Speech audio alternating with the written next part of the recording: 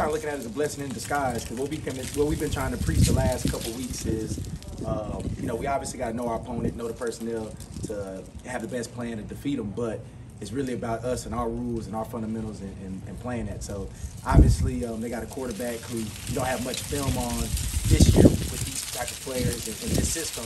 And you got a new play caller who hasn't called plays with this personnel. So it's definitely going to be a little bit of unknown, but that just makes us focus on our job even more. Zach, the fourth quarter at the Tampa game, did you guys start taking your foot off the gas? Whatever did the last 7 minutes, we were able to score the points. I don't think we took our foot off the gas from a physical standpoint. I think we did have a couple of, mental lapses in that fourth quarter, man, and that was frustrating. That was frustrating, disappointing. We was happy we won the game, but we kind of we felt real bad. And the thing that we've been talking about the last couple of days is, man, it's how you finish. We just talking about just in life in general. It's not how you start, it's how you finish. And our players did a hell of a job from really the second quarter all the way through that fourth quarter. And then, the fourth quarter was terrible, and that's what everybody's going to talk about, rightfully so. So, we definitely got to finish better. It's something that we have to do if we want to be the team that we want to be. We have to finish and close out games on defense. But we're looking at it now. This is week 8, and just kind of like I said, it's not how you start, it's how you finish. We're looking finishing strong the rest of the season, especially in the fourth quarter. Zach, how have you seen Marlon progress from camp to start the season to now? Man, I just see, man, he been working hard, man. Like, we knew in camp, it was like, man, Marlo's back. He's back to that all-pro, Pro Bowl level. And credit to him, he's been in his playbook. He's been out here working, and we've been able to move him from different spots. Play nickel, play the corner. He's made plays, man. He's made plays. He's been a big part of our defense. I think he already got, 4 interceptions. He's been locked down in coverage, been great in the run, great as a blitzer. So I'm really proud of Marlon, man. Just like how he's approaching attack every single day. And I think he sees that, and we see that his play got back to a high level. I think he's probably playing highest level football he's probably ever played in his career. With the secondary having those struggles, what can a 2-interception game for him do for that entire group? Well, it changed the game, and we talk about it, man. It's like at the end of the day, if you want to play good defense, yeah, you can stop people, get people off the field, but the best way to play good defense is get the ball. The most important thing in football is the football, and our job is to take the ball away and give the ball back to the offense. And, so 2 takeaways like that just shows our guys that you take the ball away, you can change the game. And what we was most proud about is the 2 takeaways Marlon got. It was simple coverage, him just doing his fundamentals, him doing his technique, and then when the play presented itself to make it, he made it. So, we was happy about that. Zach, how recent weeks we've seen running backs come out of the backfield and you guys either be late picking them up or not pick them up at all. Why is that happening, and what do you have to do to kind of change that? Yeah, we definitely got to get that fixed, because that's been happening too often. It's been a couple miscommunication, and there's been a couple things that I can help those guys out with, trying to get to some exotic looks. Teams are not letting us trying to get into that, trying to speed break and get back out fast to the flat. So that's an easy fix, and we anticipate teams are going to continue to do that. So, great. With Marlon's status being up in the air a little bit this week, how encouraging was it to see Nate Wiggins? I mean, he played a career-high number of snaps, made plays on the ball. I don't think he gave up a reception. Just what are you seeing from him as far as his progression now, 7 games in his career? It's great to see Nate back out here in practice, man. He needs it. It's like any player, especially a young player, man. The more they can practice, the more they get in these games, the more experience they get, the better they're going to be, especially with Nate's talent. So I think you've been seeing him get better game by game, practice by practice. And like we said, man, he's real talented. He's one of the most talented guys, especially coming out of the draft. And he's right on par with what we expect him to be. So him being out here at practice, him continue playing these games, you can continue to see his level of play rise. Is he a good challenge to coach in the sense that, I mean, he's been credited with quite a few passes defense, PBUs, but also he's had some of the penalties with, getting a little too handsy. Is that like a fine balance with wanting to coach the proper technique, but not wanting to take that aggressiveness away from him? Oh yeah, definitely. Like we like our guys playing aggressive, and we always coach them up. We always show them what's going to be called and what's not going to be called, especially at in the defensive backfield. After 5 yards, you can't touch the guy, and then any little tug, any little grab, they're going to call it. And you got to expect them to call it. So we try to teach our guys to play aggressive, but play with our feet and play within the rules. done a ton from Nick Chubb last week as far as on tape. What you did see of him, did he look like the Nick Chubb you remember? Oh yeah. He's still Nick Chubb. I mean, I saw him. He had a run just in a low red zone, probably about the 5-yard line. They hit him at the 5-yard line, and he ended up getting tackled at the 1. So the strength is still there. We know the first game back, they was kind of easing him back into that. We expect the Nick Chubb of old, which is top running back in the league, and we expect them to give him the ball a lot more than they did last week. Zach, how big a boost is offensive leg since you come back to that secondary? It's definitely a boost, man. Art's a vet. Art knows the system. He played a lot of good football for us last year. He was having a heck of a camp, before he had his little injury. So, I mean, just adds more depth to our secondary, adds another playmaker, adds another chess piece that we can use to help us out. Zach, last week you were talking about we need to get 11 hats to the ball. Were you pleased with that part of the effort and not kind of that fourth quarter you talked about? Yeah. And how do you kind of emphasize that out here? Yeah, I mean, guys are getting the hats to the ball, and credit to them. A lot of what's happening is we got screened a lot last game, and that's what teams are going to do. When teams see you, pursuing to the ball, they're going to run misdirection plays and screens to try to slow you down. So I think that 11 hats to the ball was good. The effort's been fine. We challenged our guys today. Let's take it to a whole nother level. Let's take it to another level. It's another level we can get to. So we've been pleased with the effort, but we know it can go up some more. And out here, you're just always coaching and preaching it. Get to the ball, get to the ball, get to the ball. And then when you get into the meeting room, showing it and showing the good examples and showing the examples that got to get better. Zach, third down conversion rate for allowing it is a bit higher than you want it to be. So what's the challenge of stopping a team on third down as opposed to the first two? Just what goes into that that's unique that you have to improve upon? I think the first thing, a lot of the getting them into more third and longer situations. I think this last game in particular, it was a lot of 3rd and 1, 3rd and 2, 3rd and 3s, and obviously we had to deal with the speed breaks and the backs out to the flat. So, we got to do a better job of stopping teams on third downs. When we stop teams on third down, I mean, shoot, we know we're gonna pretty much win the game. But I think we help ourselves out by getting them into third and longer situations where we can really tee off and attack quarterbacks and protections. Sorry, we didn't ask you after last week, but I guess 2 weeks into Dean being back, having a game day role, what has he kind of contributed to you, and what is that ongoing dialogue with you guys like? Man, it's been great. It's been wonderful. I literally just told him that. I said, man, I appreciate you being here. You've helped us out in tremendous ways, and glad that you came aboard. And I think you can ask anybody on our staff about that, and I think you can ask our players. So he's been a great, just personally for me, just a great sounding board for me as far as game planning, how to different ways to attack offenses that fit within what we do here, and what he's done here, what he's done in the past at other places, and then just offering his advice just for all the positions. Dean been a coordinator for 40 something plus years. He has he's probably forgotten more football than all of us here know combined. So he's been great. He's been wonderful on game day. He's been great, offering, suggestions, just keeping update of what the offense is doing. So we're very pleased with what he's doing here. And it's just as we continue to build that connection, I think the results are just going to continue to get better. And he's been up in the booth, right? Yeah, he's been in the booth. You've been successful putting up points in the first quarter. I think last week was the first time you did. As far as scripting, how many plays do you kind of script, and has it changed over the years since you've been on the school? We script the first 12. That's normal balance. Get back on track, and third down is going to be a little bit different situation. Red zone would be different. What came up with the Commanders, that would have been different. Once we got down there. So.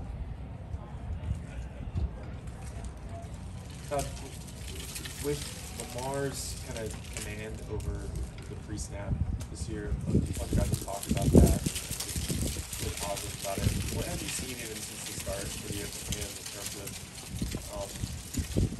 getting better at that ability, and maybe you said in the last couple of weeks you guys have gotten a lot of good looks? I said to a lot of people, I thought we did a great job in the off-season of kind of streamlining who we wanted to be.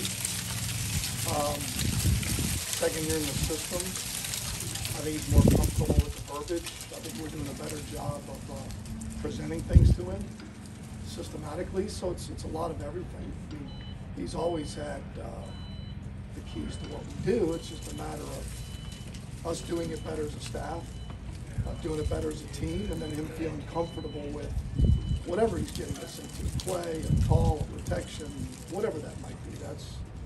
That's just, to me, that's just an evolution of playing, being together, and a comfort level of just doing it more consistently.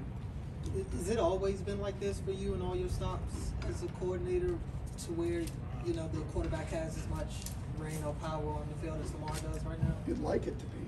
You'd like the center and the quarterback, or the epicenter of everything that you do, to have freedom to center in terms of IDs and protection checks, and then the quarterback, you know, to get us in the right play and protect himself. And I think whenever you empower people, you empower coaches. That's what a coordinator does, empower our staff. You know, everybody's involved in what we do, and then you empower the players and you empower the quarterback, and I think you just get more out of people. But not everybody wants that. Not everybody wants that, because then you got to own it. You know, when you change something and it doesn't work, now, like I've said, now you're me. Now you're upset when the shit doesn't work. So you just got to be ready to do that. You have to own it.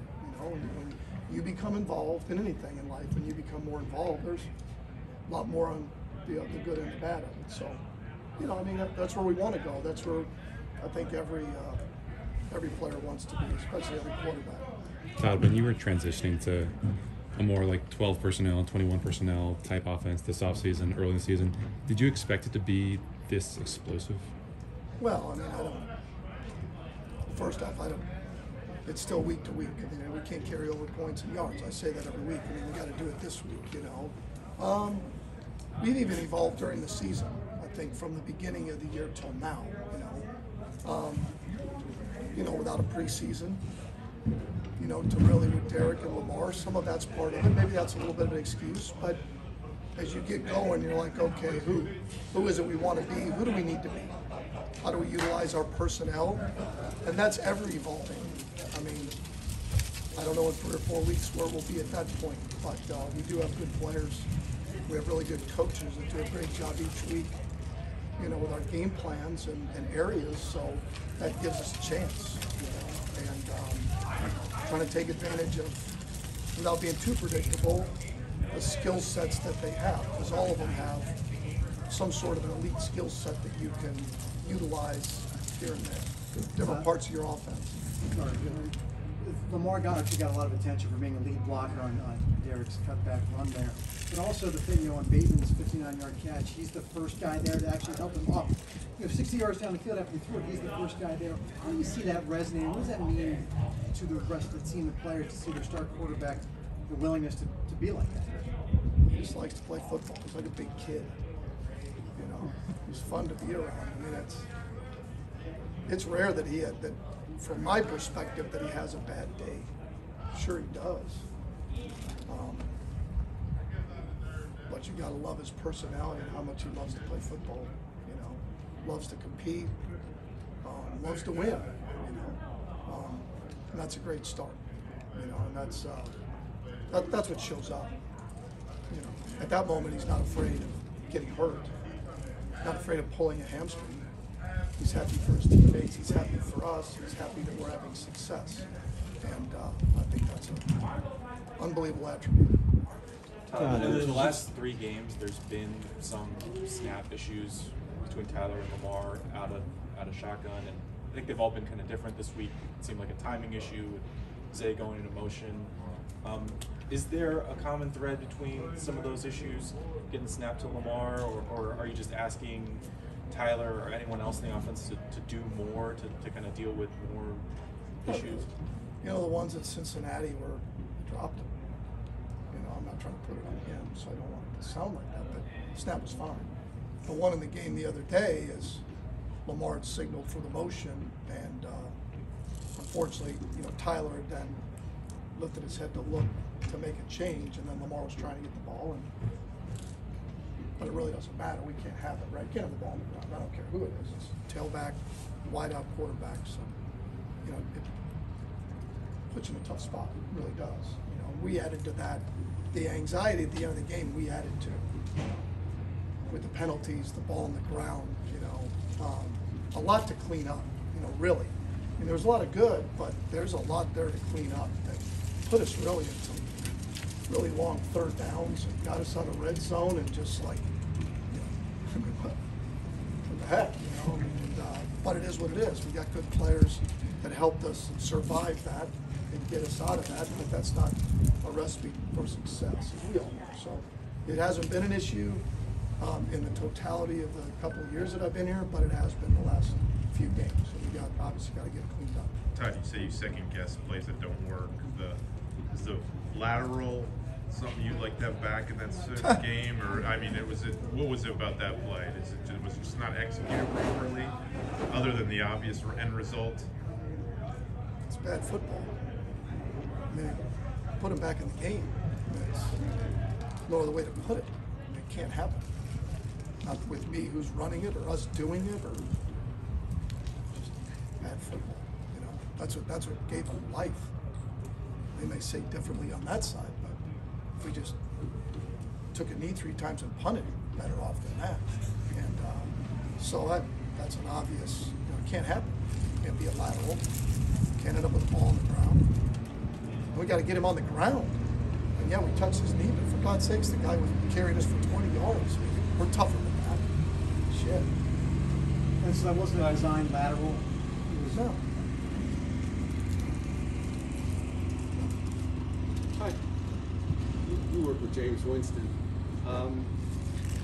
Do you get any time this week to talk to Zach about him, his trends, his tells, or is it just not anything there because it's a different offense for him now? It's different. It's been 6 years, since we worked with Jameis. I was there 3 years with Jameis. I love Jameis. I mean, he loves football. You got to love guys that love football, man. He loves football. Like people say they love football, and that dude loves football. He loves his teammates. He owns it. Like when we were in Tampa, never threw us under the bus to coaches. He owned it. He works awfully hard. There's a lot to love about Jameis Winston. Coach, against the blitz specifically, had a lot of success against it. What are some of the things that you guys have done to make that happen? And does Lamar have, in any ways, more tools or more counters to deal with it than he has in the past? All the above. I mean, I think we're doing a better job schematically, doing a better job protection. Lamar's doing a better job of understanding, where to go with the ball, how to get it out. It's all of that. And he has more to disposal. It's not usually just one thing.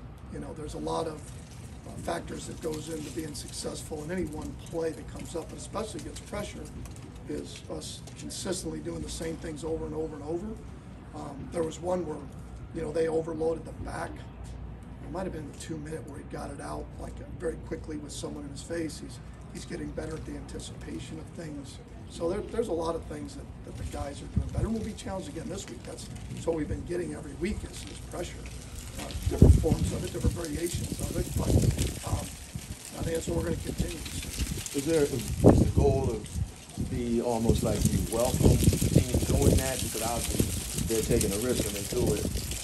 Might be a better question for him, but is it almost now like kind of relish an opportunity to go against the big man? Well, I mean, gives you confidence, moving forward, to be able to execute when teams are bringing different forms of pressure. To say that I relish that, no, I'd rather everybody just play 4 down quarters and line up. That'd be a lot more fun. We could go home at 8 o'clock at night and not, be up all night worrying about every single dang pressure you can see and the players you go against that are elite. But that is what that makes you earn your money is how you protect, how you handle, looks and then adjusting to how you see it. And our players and our coaches have done a great job of that. Like I said, I'm the guy that calls it. The guys who want to get it executed, and the coaches are really the guys that get it done. Because we still aren't playing our best football, but we do believe and we do understand that's our track and that's the trajectory that we are on. Our guys are playing hard, they're playing physical, we are blocking people, We're just waiting to get more opportunities and more plays. Looking forward to this week. You know, we got a Cleveland Browns team, division game, team that has a pretty good special teams unit from a personnel standpoint. And we got to go out there. We got to really focus on us and executing our game plan, so we can go out there and try to have again our best game moving forward. Questions? Chris, there's only been one team that's allowed an onside kick, and you've done it twice. What's happened, and what can you do about it? I think obviously one of the things is, you know, we just try to shake up our personnel a little bit. Obviously, it's not a situation where, you know, it has happened twice, but we get it right the second time, right? We got to get it right the first time. So I think we know what to do. We just got to execute in that situation. We understand, you know, those are high leverage situations, and I think just maybe moving some pieces around, putting guys in different spots will really give us that ability to take care of that. Other than that, that's really it. It's not a. I don't think it's a problem where there's like this big old fire, you know, and it's happened twice against us. But there's ways that I truly believe that if we just execute the play like we've done the second time with both of these onside kicks, we'd be fine. We got to get it done the first time. Chris, John said the other day, talking about that, you know, not everybody wants to be on the hands. So what do you look for other than, obviously, guys with good hands? What does that sort of mean to you to want to be on that? You know what? It's probably just one of those situations, right? Again, I said it's a high leverage situation, right? And I think you got to just understand the guys that you are putting out there. One, you got to have guys that can catch the ball, but part of the other part is you got to have guys that are willing to, you know, that want to go get the football as well. If the play isn't blocked, and for the most part, guys are out there. They got to block guys. They got to throw their body in front of guys to give their teammates an opportunity to fill that ball. Other than that, it's not too much to it. You know, when you look across the leagues, the kicks are the kicks. Whoever's out there, all 10 guys, 11 guys, the job's to fill the ball, and it doesn't really matter who gets it. Just at the end of the play, we have to have the ball. If Josh Ross was waived and claimed by the Seahawks, he's been a consistent special team career. Just what's that kind of loss for you? You know, I just think, you know, as for Josh, man, you're excited for him, you know, because he's gonna get the goal and he's gonna be on the active roster. And what he's done for us, really over the last 3 years, man, he's been a phenomenal player. He's a versatile guy you can move around and just plug and play. And he can play multiple positions across the board on every phase. But like looking forward to like what we have, you know, we still have players I believe that on our team that could fill his role and do the things that he's done. So I don't think we're in a situation where we're in panic. Yeah, Joshua's a good player for us, but we still believe we have good players on our team that can fill that role. Obviously, the sensitive topic is the tackle on Chris. I think we saw the NFL's reviewing that for a hip drop. I mean, when you look at what you did, think about that tackle. Do you think that it needs a definition of what a hip drop is? First and foremost, we'll just send prayers and speedy recovery out to Chris and whatnot. Like, got a lot of respect for him as a player, what he's accomplished throughout this league, and the little I've seen of him seems like a really good dude, and what I've heard, good family man. So, you know, you never want to see anybody go down with any type of injury, but we play a very physical game, and it demands a lot, and bullets are flying pretty fast, and, you know, but I never go into any game meaning to injure any player. I want every player to go back home safe and sound to their family, maybe a little sore, but other than that, I definitely want you to get back home to your family all safe and sound. Roquan, have you gotten a ruling yet from the NFL on it? That's not really something to discuss in this moment, so, yeah. How do you kind of take this game where you guys obviously had stretches where this defense looked really dominant, you know, caused turnovers, could have had a few more, but then obviously the fourth quarter went haywire. How do you kind of take those two things? Yeah, absolutely. You just have to take the positives from it, and just knowing how many of those MOPPs, big opportunities that we did miss out on in the game, and just knowing if those things would have happened, how much it would change the outcome of the game. So when you think about it from that perspective, and then the little things that did come to bite us, just honing in on the small details when it get late in the game and just having that boa constrictor mindset, like just squeezing the life out of each and every team and individual when they're out there on the field against us. Roquan, how do you approach preparation for a game like this where you've got a starting quarterback who hasn't started for this team, hasn't started very much over the last few years, and you also have a new play caller? I mean, how much more challenging does that make preparation, just maybe dealing with a little bit more unknown than usual?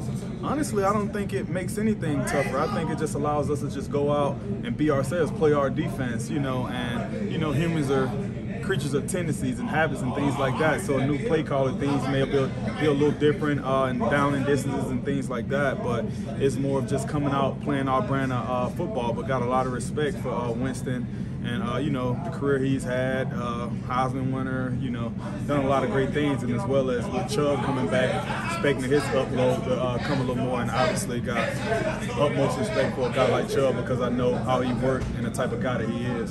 Roquan, you talk about the physicality of the game. When you look at these division matchups in the AFC North, I mean, how physical do you feel like these games, the physicality gets ratcheted up a little bit more than usual? Oh, no doubt about it. I think, truth be told, I think going against Cleveland and Pittsburgh, those like two of the most physical games of the year, regardless of who you play it. And I think that's just what the AFC North football is all about. So I pride myself on physicality, and I'm sure a lot of those guys do the same. And I know for a fact the guys in this locker room pride themselves on physicality. So it's about who's going to be more physical Sunday, and that's who will win the game. Bro, Chubb is a guy that you obviously know pretty well. Just kind of what have you seen that come back, and then how are you guys preparing to face obviously a team that is likely to be very bold? Yeah, no, absolutely. Like I said, a lot of respect for Chubb and everything he's accomplished throughout his career and what he will accomplish. And yeah, just knowing last week with his first game back and then expecting his workload to go up a little bit more this week. And with that being said, stopping the run, that's our goal each and every week, making a team one-dimensional. And if I feel if we do that, take the run away, then we can have some fun. Bro, what do you see from Marlon with 2 picks, and how do you feel like he's progressed this season or since camp?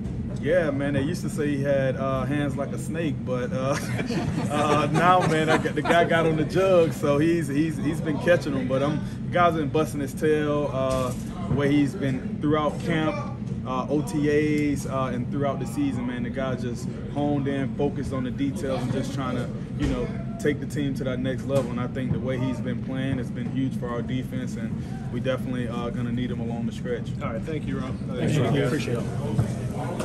Showing the physicality stuff, it's kind of people want to match that. So if we have 11 guys out there playing like that, then it'll be a good time. Is there a hitter that you looked up to that you kind of emulated at all? Any other safety? I used to watch a ton of Sean Taylor stuff.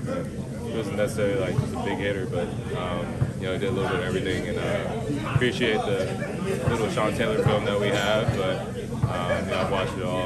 Probably Sean Taylor. How do you prepare for the unknown, just being the first team to get this look with Cleveland, with Winston at quarterback, and then the different play caller with Dorsey obviously taking over? Yeah, I think it'll be big for us to be able to adjust throughout the game. At the same time, we worried more about us than about whoever we're playing. I think we all think as a defense, if we execute, we need to execute, then we'll be successful. Going back the last 3 years, when you look at these AFC North meetings with Cleveland, it's always split, regardless of who's at the top of the North and who's at the bottom. How challenging are these divisional games? And you have to keep that mindset of anything can happen in these games. Yeah, it's something that is cherished, I think, and respected. At least people who, if you know kind of thing, with the AFC North. And, it's a physical style of play, it's a physical brand of play. We're all pretty much in cold areas when it gets to December, January. And it's rugged football games. And I think everybody who plays in them is happy to be a part of it and adds to that culture. How close do you feel like you guys are to playing, 4 quarters of consistent quality football on the defensive side? Yeah, I don't think we're close. I think we've done it, and it's just a matter of being consistent with that. It's something that I know we can achieve, and it's frustrating to have these 30-point leads, our offense and defense to that point in the game. I think somebody said we got 6 straight stops and 6 straight scores, and that should have been 8 straight stops and 8 straight scores. So you look at the score at the end of the day and think the game was closer than it was. And I think that's something we pride ourselves on as a defense. I feel like we have full confidence in ourselves, and we want to go out there and be able to put that on display. I think guys are working too hard on our side of the ball to be going out there and giving up 20 points for no reason. Thank you. Thanks, Cal. I'll be back. Feels good. I'm ready. I don't have too many words. Ready to play. What's it like for you, being out and watching this defense, particularly in the pass defense, their share of struggles? I mean, it was tough, obviously, right? Because I know I can help the guys, right? I'm big on communicating. That's part of my game, right? Kind of helping guys get aligned and confirming, formations and all those type of things. So it's kind of tough, but it's nothing major that they have to work on. It's just communication, man. We'll be fine. We just all got to play on the same string, have the same communication, and we'll be fine. It's nothing major. For you, just given the kind of camp you were having, too, just kind of how frustrating was it?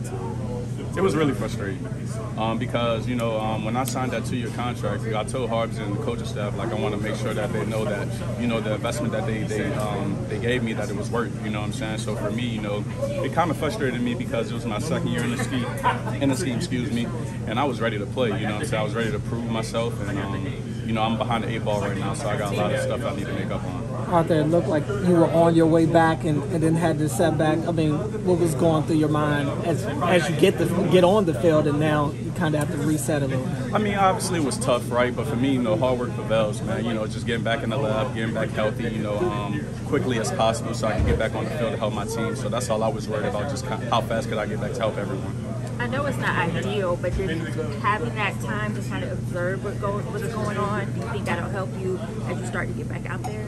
A little bit, but honestly, I would rather be out there and go on the war with my guys, you know what I'm saying, if I could have it my way. But, God has his own plans for everyone, so I'm ready to, go out there and help him now.